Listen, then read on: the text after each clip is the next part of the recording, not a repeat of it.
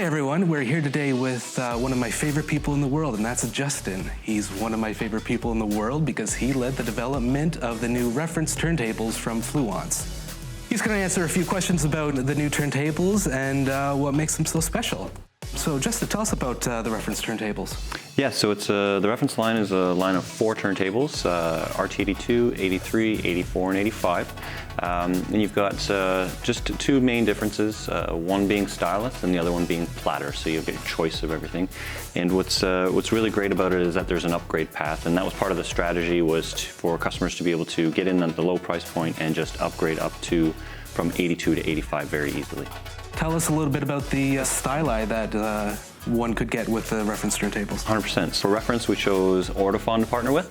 They're a great company. They've been doing it for over 100 years. They actually just celebrated their 100th anniversary this year, so congratulations. It goes out to Ortofon. And basically on the RT82, you start off with a Super OM10, which is actually a surprisingly fantastic little stylus itself, and it allows you to remove the stylus end and upgrade within the OM type series. So you've got an ability with the lower RT82 model, and actually you can build just by replacing the styluses there. But as you move up in reference, you go into the 2M red, which is a little bit better stylus. The cartridge itself, the engine inside is different, and you can choose the 2M red or the 2M blue depending on which model you pick.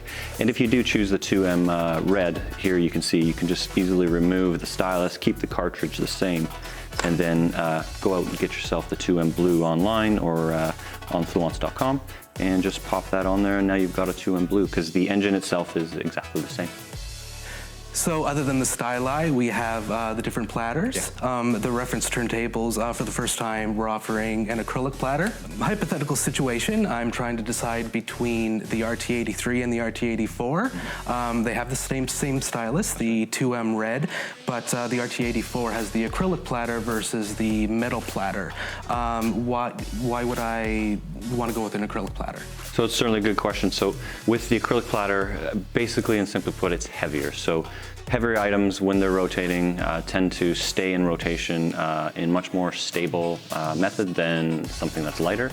So a similar comparison would be the difference between, let's say, a quarter spinning on a tabletop versus a carousel-style entry door of larger commercial buildings. You get them both going, but one you can stop relatively easy, while the other one usually kicks you around a few times before you can actually get into the building if you don't exit right away. In addition to the stable speed, the acrylic material also has a warmer sound. In my opinion, the best upgrade with the reference turntables is the Servo Motor. Tell us a bit about that. Yeah, sure. And I'm actually glad you asked, because when we were talking about the platters there, I wanted to mention the Servo Motor. So the Servo Motor consists of 3 components. One being what we call the eye, the other portion being the actual motor itself. And then in between that, we've got a PCB that sort of talks between the two, and it just translates what the eye is actually picking up from its sensing into, call it fine adjustments to the motor, speeding it up and slowing it down to keep it in a very, very consistent, stable rotation. And the wow and flutter spec that we're going to come up with is under 0.1%. To give you kind of a fun fact on that, the eye is actually reading 500 times per second to ensure that the rotation is completely stable. Unlike our current line of turntables, right, the reference turntables don't have a built-in preamp. Why is that? In this level of the field, we did a lot of research on to build in the preamp or not, because again, as you mentioned, the RT81 does have the built-in preamp. And a lot of customers were giving us feedback to say, we don't want any electronics in the signal. So we took that into the development and came up with a line that basically from stylus tip to RCA output, there's no electronics in the circuit path. It's just straight shot. And then at that point, then customers can sort of choose to say, I like this one, I like this preamp, right? So it gives you the ability to color the sound however you like to. We don't want to get in the way there. One of the first physical things I noticed was there are 3 feet on this turntable instead of 4. What's the reasoning behind that?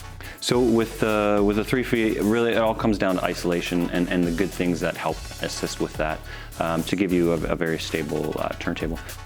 The feet itself, first, they're shaped like an acorn, so that offers a sort of a pointed tip, so the least amount of contact with the turntable resting where it's resting.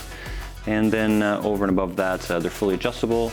and they've got a little bit of a spring inside there to dampen and absorb any unwanted micro vibrations or resonances that may be coming from the surface that the turntable is. Well, thank you a lot for your time, Justin. I know you and the crew back there have a lot of exciting stuff on the go, so I appreciate you taking some time to fill us in. From the rest of the company, we're really proud of what you guys are doing back there and can't wait till these show up in the wild and people get to enjoy them. Same here, same here.